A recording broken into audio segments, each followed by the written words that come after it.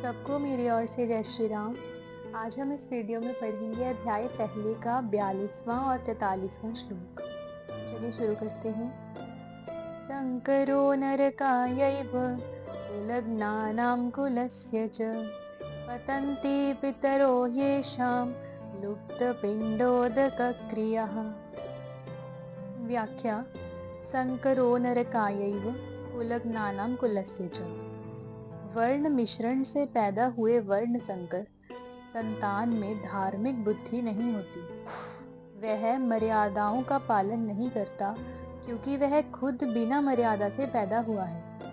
इसलिए उसके खुद के कुल धर्म न होने से वह उनका पालन नहीं करता। प्रत्युत कुल धर्म अर्थात कुल मर्यादा से विरुद्ध आचरण करता है।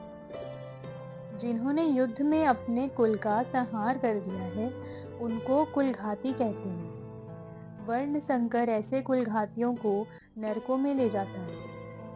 केवल कुलघातियों को ही नहीं प्रत्युत कुल परंपरा नष्ट होने से संपूर्ण कुल को भी वह नरकों में ले जाता है। पतन्ति पितरो येषां लुप्त पिंडो दकक्रियः। जिन्होंने अपने कुल का नाश कर दिया है ऐसे इन कुलघातियों के पितरों को वर्ण संकर के द्वारा पिंड और पानी, श्राद्ध और तर्पण न मिलने से उन पितरों का पतन हो जाता है। कारण कि जब पितरों को पिंड पानी मिलता रहता है तब वे उस पुण्य के प्रभाव से ऊंचे लोक में रहते हैं, परंतु जब उनको पिंड पानी मिलना बंद हो जाता है तब उनका वहां से पतन हो जाता है, अर्थात उनकी स्थिति उन लोकों में नहीं रहती। पितरों को पिंड पानी न मिलने में कारण यह है कि वर्ण संकर की पूर्वजों के प्रति आदर बुद्धि नहीं होती। इस कारण उनमें पितरों के लिए श्राद्ध तर्पण करने की भावना ही नहीं होती। अगर लोक लिहाज में आकर वे श्राद्ध तर्पण करते भी हैं तो भी शास्त्र विधि के अनुसार उनका श्राद्ध तर्पण में अधिकार न होने से वह तर्पण पानी पितरों को मिलता ही नहीं।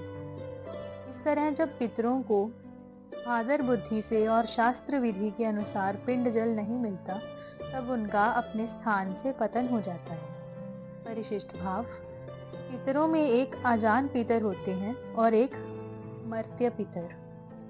पितर लोक में रहने वाले पितर आजान हैं और मनुष्य लोक से मरकर गए पितर मर्त्य हैं। श्राद्ध और तर्पण न मिलने से मर्त्य पितरों का पतन होता है। पतन उन्हीं मर्त्य पितरों का होता है जो कुटुंब से, संतान से संबंध रखते हैं और उनसे श्राद्ध तर्पण की आशा रखते हैं। 43वां श्लोक। दोषैरेतैः कुलज्ञानां वर्णसंकरकारकैः उत्साद्यन्ते जातिधर्मः कुलधर्माश्च शाश्वतः। व्याख्या। युद्ध में कुल का क्षय होने से कुल के साथ चलते आए कुल धर्म का भी नाश हो जाता है। कुल धर्मों के नाश से कुल में अधर्म की वृद्धि हो जाती है। अधर्म की वृद्धि से स्त्रियां दूषित हो जाती हैं। स्त्रियों के दूषित होने से वर्ण संकर पैदा हो जाते हैं। इस तरह इन वर्ण संकर पैदा करने वाले दोषों से कुल का नाश करने वालों के जाति धर्म, वर्ण धर्म नष्ट हो जाते हैं। कुल धर्म और जाति धर्म क्या है? एक ही जाति में एक कुल की जो अपनी अलग अलग परंपराएं हैं, अलग अलग मर्यादाएं हैं, अलग अलग आचरण हैं, वे सभी उस कुल के कुल धर्म कहलाते हैं। एक ही जाति के संपूर्ण कुलों के समुदाय को लेकर जो धर्म कहे जाते हैं वे सभी जाति धर्म अर्थात वर्ण धर्म कहलाते हैं, जो कि सामान्य धर्म है और शास्त्र विधि से नियत है।